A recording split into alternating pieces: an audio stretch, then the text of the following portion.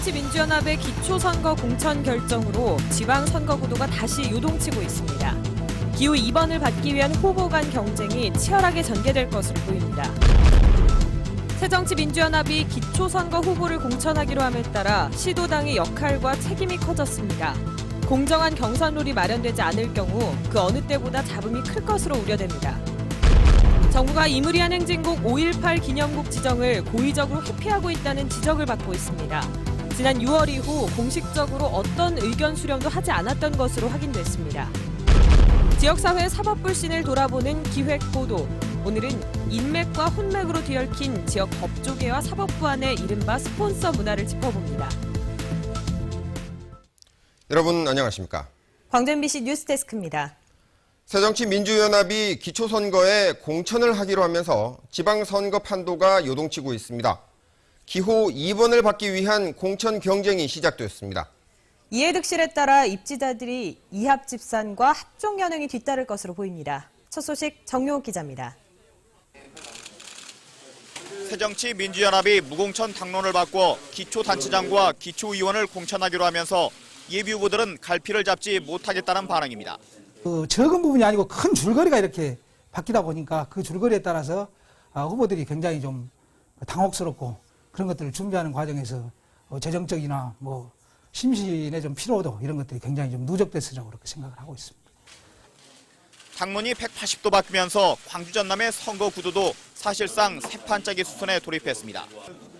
무공천의 경우 인지도와 조직력에서 경쟁 우위를 가진 현직 단체장이 다소 유리할 것이라는 분석이 우세했지만 공천 부활로 현직들도 본격적인 공천 경쟁을 위한 전략 수정이 불가피해졌습니다. 광주 서구청장과 북구청장 등 일부 출마 예정자들이 후보 단일화를 통해 현직과 비현직 간의 1대1 구도를 만들려고 했던 노력도 의미가 없어졌습니다. 일단 우리 후보들 간의 단일화 논의는 사실상 별 의미가 사라졌다 이렇게 생각을 합니다. 앞으로 민주당과 새정치연합 간의 지분 다툼에 의한 공천 경쟁으로 기호 2번을 받기 위한 후보 간 이합 집산과 합종 연행이 치열하게 전개될 것으로 예상됩니다. 공천제 부활로 각 지구당 위원장이나 지역구 국회의원의 점수를 따기 위한 이른바 줄서기 행보도 가속화될 전망입니다. 또 무공천을 하면 군소 정당들이 약진할 수도 있지만 공천제가 부활하면서 호남에서는 과거처럼 새정치민주연합의 선거 독식이 우려됩니다. MBC 뉴스 정용욱입니다. 네, 이렇게 되면 게임의 규칙이 어떻게 짜여지는가가 다시 관심입니다. 경선이 곧 본선인 판에서 규칙이 공정하지 않다든지 하면 예전과 같은 극심한 선거 후유증은 불가피할 수밖에 없습니다. 계속해서 이계상 기자가 보도합니다. 6.4 지방선거에서 새정치민주연합의 광역의원과 기초단체장, 기초의원 공천은 광주시당과 전남도당이 결정을 하게 됩니다. 기초선거 후보를 공천하는 쪽으로 갑작스레 변경되면서 시도당은 공천 작업을 준비하느라 바빠졌습니다. 후보 등록 시점인 다음 달 14일까지는 공천 작업을 마쳐야 하지만 당장 공천심사위원회조차 꾸리지 못했습니다. 5월 14일까지는 공천해야 되는데 여기까지 물리적으로 한 30일 정도 활동 기간에 제대로 평가할 수 있을지 그건 저희도 좀 걱정스러운 대목이죠. 더 큰 문제는 옛 민주당과 새정치연합 후보들이 서로 다른 기준을 갖고 나뉘어 있는 상황에서 합당한 공천 룰을 찾을 수 있느냐입니다. 일단 기초단체장의 경우는 국민 여론조사와 공론조사 선거인단 투표를 일정한 비율로 반영해서 후보를 선출할 가능성이 높습니다. 하지만 기초의원의 경우 대부분 인지도가 낮고 시간과 비용상 제약도 크다는 점 때문에 이 같은 방식을 적용하기 어렵다는 분석입니다. 대신 공천심사 배제 기준을 통해서 비리나 강력범죄 등 결격 사유가 있는 후보는 걸러질 가능성이 높습니다. 과거처럼 구태의연하게 국회의원이 일방적으로 휘두르는 그런 방법들은 유권자들이 이해할 수 없다고 보여집니다. 기초선거에서도 새정치민주연합의 공천을 받을 수 있느냐가 본선 당락의 중요 변수가 되면서 예비 후보들은 경선 룰의 촉각을 곤두세우고 있습니다. MBC 뉴스 이계상입니다. 새정치민주연합의 광주시장 경선은 오는 23일, 전남지사 경선은 20일에 치러질 가능성이 점쳐지고 있습니다. 새정치민주연합은 광주 전남 시도당을 통해 해당 날짜에 대규모 인원을 수용할 수 있는 장소를 물색했습니다. 이에 따라 광주시당은 오는 23일 김대중 컨벤션 센터를 예약했고 전남도당은 20일에 화순 한의움 센터에 대관을 추진했습니다. 이를 두고 경선에 대비한 것이라는 예측이 나온 가운데 기초선거도 정당 공천하기로 결정함에 따라 줄 세우기 방지 차원에서 시도지사 경선 일정이 연기될 수도 있다는 전망도 나오고 있습니다. 광주시장 경선 후보들 얘기를 들어보는 시간입니다. 윤장현 전 새정치연합 공동위원장 나오셨습니다. 안녕하십니까? 네, 안녕하십니까? 네. 기초선거 공천 문제부터 질문 드려야겠죠. 어쩔 수 없는 결정이라는 얘기부터 약속을 깼다는 비판까지 나오고 있는데 어떤 입장이십니까? 어떻든 이제 국민 여러분들께서 결정해 주셨습니다.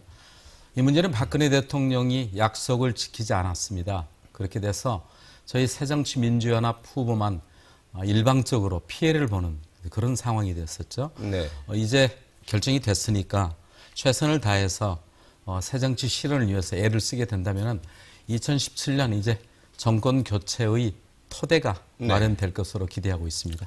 그래도 결정 과정에서 보면 당심이 민심을 눌렀다 이런 분석이 있는데 이거는 새정치하고는 좀 거리가 있는 것 아닌가요?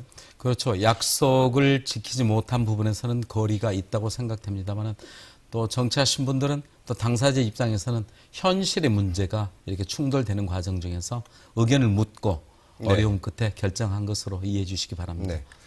광주시장 경선 규칙을 놓고도 말이 많습니다. 전략공천이네 컷오프설이네 이런 것들이 다 윤 위원장님 배려하다 보니 나온 거라는 관측이 있습니다. 아, 그렇습니까? 저도 사실은 언론을 통해서 알고 있을 뿐입니다.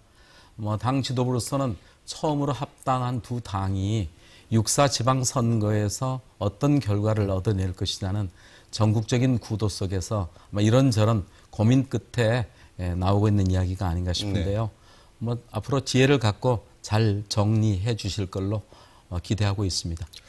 그 말씀은 어떤 규칙으로 경쟁해도 상대 후보들을 이길 수 있다고 자신하는 말씀으로 들리는데. 아이고, 이길 수 있다고 자신하는 후보가 어디 있겠습니까? 그건 그렇지 않습니다. 네. 네. 얼마 전에 광주 5개구의 수영대회 선수촌 세우겠다는 광주시 계획이 선심성이다 이런 비판하셨죠? 네. 왜 그런 건가요? 마치 선심성으로 오해받을 수 있는 시기인 것 같습니다. 5년 뒤에 이제 세계 수영 선수권 대회가 열리지 않습니까? 네. 6천 세대의 아파트를 짓는 굉장히 대규모 사업입니다. 네. 이런 일들은 주민과 이해 당사자도 있고 도시계획 전문가들이 함께해서 정말 다른 문제는 없는지 네. 심도 깊고 면밀하게 검토가 돼야 된다고 생각합니다. 네. 마치 이게 선거용으로 오해받을 일은 안 했으면 좋겠다는 그런 취지입니다. 네. 만약 윤 위원장께서 지금 광주시장이라면 그렇다면 어떤 대안을 내놓으시겠습니까? 아니, 시간이 벌써 5년이나 남았습니다. 그리고 6천 세대이고 유대 선수 아파트 일들을 잘 살펴보면은 그 안에 저희들이 해결할 수 있는 또는 문제가 무엇인지가 숨겨져 있다고 생각합니다. 네. 윤 위원장님은 경쟁자들에 비해서 행정이나 정치 경험이 부족한 것 아니냐 이런 걱정 혹은 비판이 있는 것 같습니다. 정책이나 공약은 잘 준비돼 가고 있습니까? 그럼요. 충분히 준비되어 있고요. 단계적으로 저희가 잘 보여드리도록 하겠습니다. 네. 출마 선언 때 내놓은 공약 그러니까 슈투트가르트 모델이나 백화 프로젝트 그리고 어제 내놓으신 노인 복지 관련 공약 이 전부인 것 같은데. 아닙니다. 다른 게 이제 있습니까? 단계적으로 내가고 있을 겁니다. 여러 청소년 문제 또는 이제 앞으로 대중국을 어떻게 갈 것인지 또 광주와 전남이 어떻게 상생의 모델을 만들어야 될 것인지 큰 일까지를 준비하고 있습니다. 네. 시민 운동가 출신답게 평소 광주 정신을 강조하고 계신데 그것도 중요합니다만 시장은 시민들이 먹고 사는 문제에도 그렇습니다. 비전을 제시해야 되지 않겠습니까? 어떤 게 당연합니다. 사실은 광주 정신을 올곧게 지키기 위해서도 배고파서는 해낼 수 없습니다. 네. 그렇기 때문에 모든 것의 중심을 사람 중심에 놓고 그것도 일자리를 찾는 것이 가장 중요하다고 생각합니다. 일자리가 그냥 찾아집니까? 결국은 좋은 기업들이 일할 수 있는 그런 조건을 만드는 일이라고 생각합니다. 그래서 독일에 다녀와서 그런 모델을 제가 확실히 알았습니다. 네. 노와 사 그리고 시민단체와 지방정부가 함께해서 지역경제특별위원회 같은 가칭 네. 그런 걸 만들다면은 기업할 수 있는 좋은 환경이 되면 저는 1만 개 일자리 확실히 해낼 수 있다고 생각합니다. 네. 또 두 번째로는 명품 강소 중소기업을 잘 육성해야 되겠습니다. 네. 그래서 중소기업이 광주 경제를 살리는 큰 토대로 만들겠습니다. 네. 세 번째는 이제 아시아 문화 중심 전당을 통해서 문화와 관광을 융합시켜서 네. 밥벌이가 되는 네. 그런 일들을 해낸다면 광주 경제 그리고 일자리 알겠습니다. 반드시 살릴 수 있다고 확신합니다. 네. 오늘 말씀 고맙습니다. 네, 고맙습니다.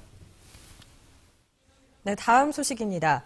국내에서는 물론 세계적으로도 보기 힘든 초희귀종 동식물 9종이 무등산에서 서식하고 있다는 사실이 처음으로 확인됐습니다. 무등산의 경제적 가치를 환산하면 5조 원이 넘는 것으로 조사됐습니다. 송정근 기자입니다. 멸종위기 1급인 수달, 멸종위기 2급인 수리부엉이와 쌍꼬리 부전나비, 그리고 한반도 고유종인 동사리까지 무등산이 국립공원으로 지정되기 전까진 공원 내에서 서식이 확인되지 않았던 멸종위기 동식물과 천연기념물입니다. 특히 주황 흰점무늬 쇳덩거미와 같은 국내에서 찾아보기 힘든 희귀종도 9종이나 관찰됐습니다. 뿐만 아니라 무등산의 수달과 톨조장나무는 지역의 생태계를 대표하는 동식물로 사람들이 보호해야 할 필요성이 인정되는 종이기도 합니다.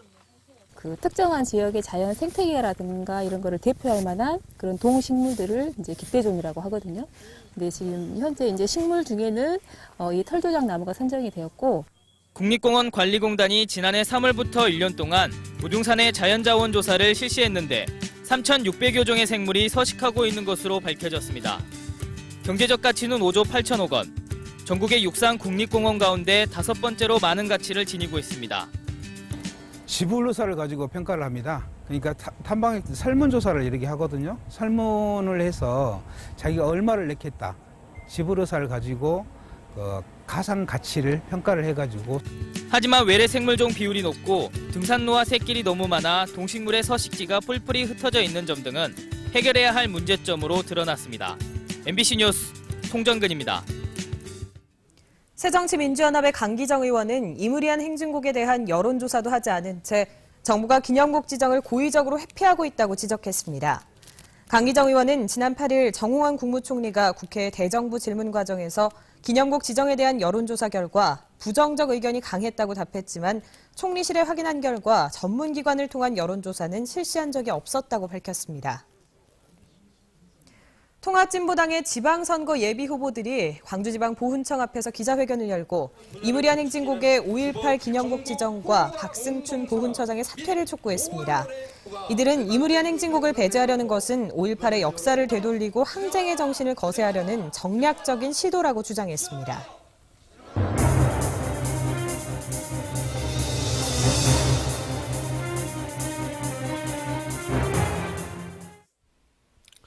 우리는 법 앞에 평등함과 기획보도, 오늘은 우리 지역 법원과 검찰과 관련해 지역민들이 느끼는 사법 불신의 원인이 어디에 있는지를 짚어보겠습니다. 인맥과 혼맥으로 얽힌 그들만의 리그 때문이라는 건데 지역 법조계를 견제할 마땅한 장치가 없어서 더욱 그렇다는 게 김인정 기자의 취재 내용입니다.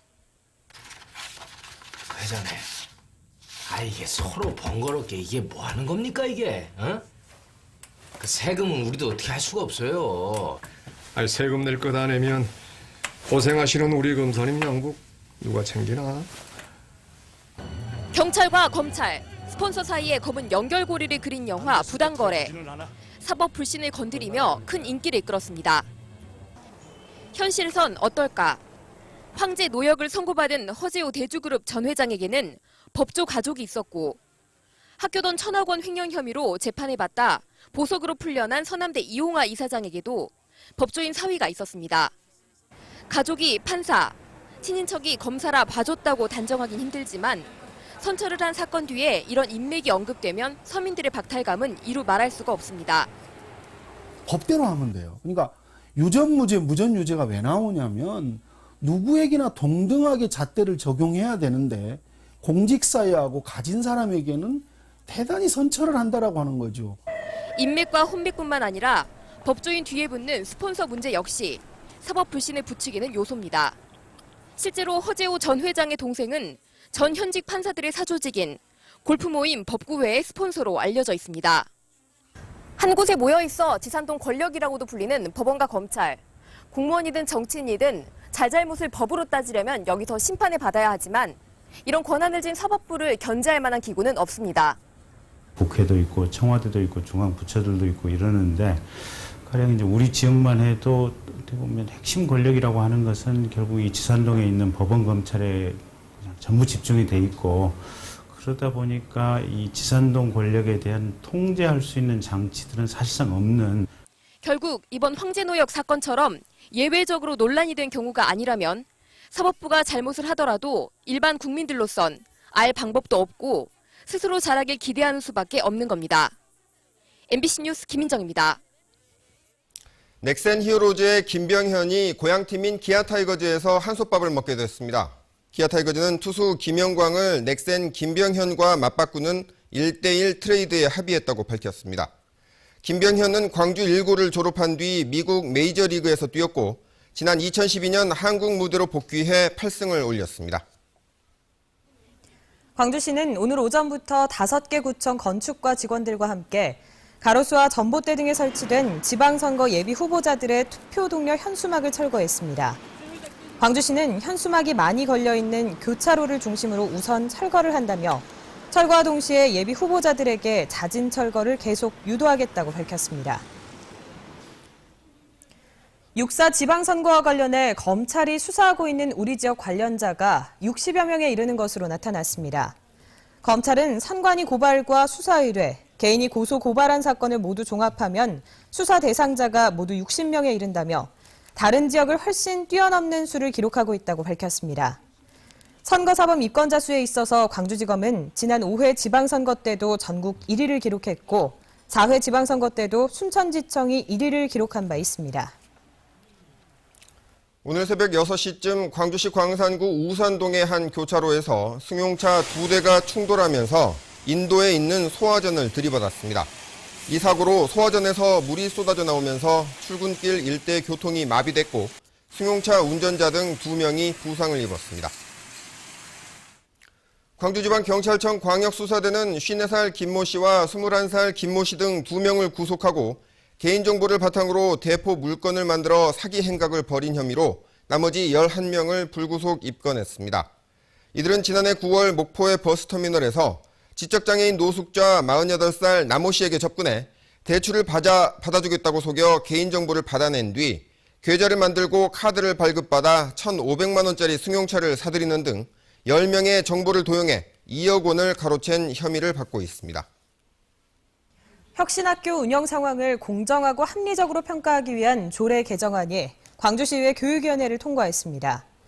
광주시의회 임동호 의원이 발의한 개정안은 교육감이 매년 혁신학교에 대한 평가 계획을 수립하고 학부모와 시의회에서 추천하는 전문가 등으로 평가단을 구성해 평가를 실시하도록 되어 있습니다. 임 의원은 객관적이고 합리적인 평가를 통해서 혁신학교가 더욱 신뢰를 받게 되길 바란다고 말했습니다.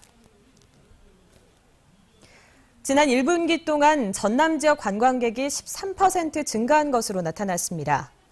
전라남도는 주요 관광지 입장객과 관광호텔 투숙률을 분석했습니다.